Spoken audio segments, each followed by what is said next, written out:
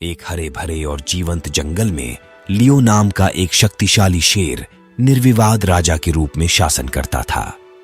जब वह घनी झाड़ियों के बीच से गुजर रहा था तो उसका सुनहरा बाल हवा में लहरा रहा था। उसकी उपस्थिति अन्य जानवरों को सम्मान और भय दोनों दे रही थी। लियो को उसकी ताकत के लिए सम्मान दिया जाता था। उसकी राजसी दहाड़ जंगल के विशाल विस्तार में गूंजती थी। जंगल के निवासियों में रेमी नाम का एक छोटा और अगोचर प्राणी था। रेमी एक चूहा था, एक ऐसा प्राणी जो अक्सर जंगल की भव्यता के बीच किसी का ध्यान नहीं जाता था। वह तेज और फुर्तीला था, भोजन और आश्रय की तलाश में झाड़ियों से होकर गुजरता था। कद में छोटा होने के बावजूद रेमी के पास साहस और दृढ़ संकल्प से भरा दिल था जो उसके आकार को झुठलाता था।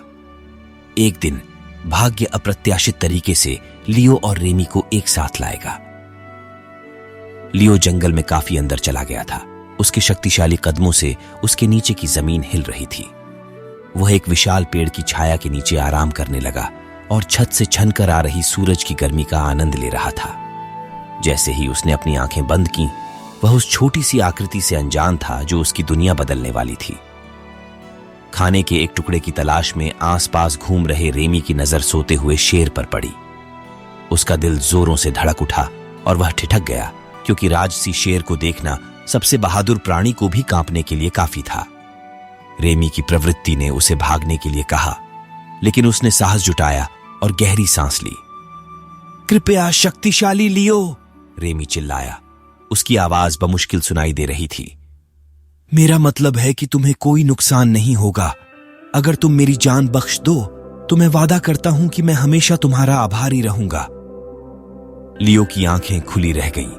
उसकी एम्बर टकटकी उसके सामने छोटे चूहे पर टिकी रही। प्राणी के दुस्साहस पर आश्चर्य से उसकी आंखें झपकी। जब उसने रेमी को देखा तो उसके मुंह के कोनों पर एक छोटी सी मुस्कान तैर गई। उसका छोटा शरीर खतरे के सामने दृढ़ता से खड़ा था। मेरे आभारी? लियो बड़बड़ाया। उसकी आवाज में मनोरंजन स्पष्ट था। और तुम, एक साधारण चूहा, संभवतः मुझे क्या दे सकते हो? रेमी का दिल जोरों से धड़क रहा था, लेकिन वह डटा रहा। मैं छोटा हो सकता हूं, लेकिन मैं तेज और चतुर हूं, उसने अपनी आवाज में स्थिरता लाते हुए जवाब दिया। मैं वादा करता हूं कि अगर आप मेरी जान बख्श देंगे तो मैं आपकी जरूरत के समय आपकी मदद के लिए हमेशा मौजूद रहूंगा। लियो अपनी ताकत के बावजूद सूखे के प्रभाव से अछूता नहीं था।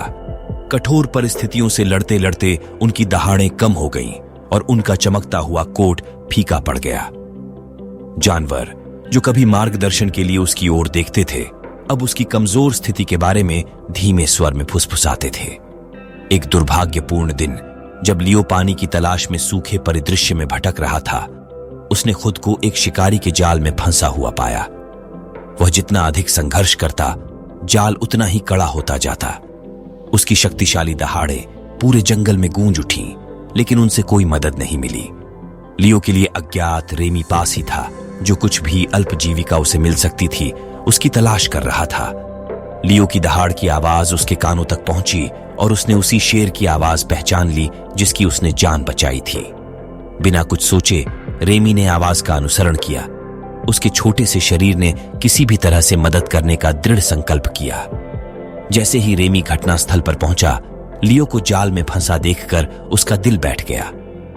एक समय का शक्तिशाली शेर अब शक्तिहीन लग रहा था और रेमी को पता था कि उसे तुरंत कार्रवाई करनी होगी। अपने तेज दांतों से उसने जाल की मोटी रस्सियों को कुतरना शुरू कर दिया। उसका दृढ़ संकल्प उसके छोटे आकार के बिल्कुल विपरीत था। घंटे दर घंटे रेमी अथक प्रयास करता रहा। उसके प्रयास साहस और वफादारी के शक्तिशाली मिश्रण से प्रेरित थे। सूरज क्षितिज से नीचे डूब गया और जंगल अंधेरे में डूब गया, लेकिन रेमी ने अपना काम जारी रखा। प्रत्येक कटे हुए धागे के साथ वह लियो के विशाल रूप को धीरे धीरे और अधिक मुक्त होते हुए देख सकता था। आखिरकार जैसे ही भोर की पहली किरणों ने आकाश को नारंगी और गुलाबी रंग में रंग दिया, रेमी के प्रयास सफल हुए। जाल दूर गिर गया और लियो स्वतंत्र खड़ा हो गया। उसकी शक्तिशाली उपस्थिति अब बहाल हो गई। उसने छोटे चूहे की ओर देखा। उसकी दृष्टि में प्रशंसा और कृतज्ञता का मिश्रण था। रेमी, लियो ने धीमी गड़गड़ाहट वाली आवाज में कहा, तुमने साबित कर दिया है कि दयालुता का सबसे छोटा कार्य भी भाग्य की दिशा बदल सकता है। रेमी ने लियो की ओर देखा। उसकी आंखें थकावट और गर्व के मिश्रण से चमक रही थीं। यह कम से कम मैं कर सकता था, उसने विनम्रतापूर्वक उत्तर दिया। लियो ने अपना विशाल सिर हिलाया। नहीं, ऐसा नहीं था। आपने मुझे विनम्रता और सच्ची मित्रता की शक्ति का पाठ पढ़ाया है।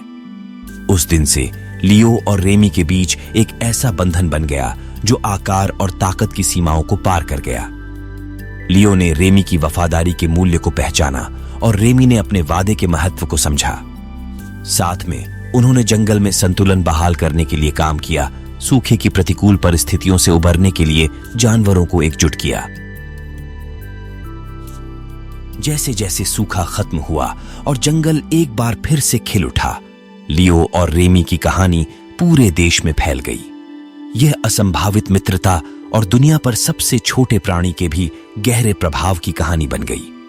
शेर और चूहा इस तथ्य के प्रमाण के रूप में खड़े थे कि सच्ची ताकत केवल शारीरिक शक्ति में नहीं है, बल्कि हमारे द्वारा बनाए गए बंधनों और एक दूसरे के प्रति दिखाई जाने वाली करुणा में भी है। और इसलिए उनकी कहानी युगों युगों तक गूंजती रही।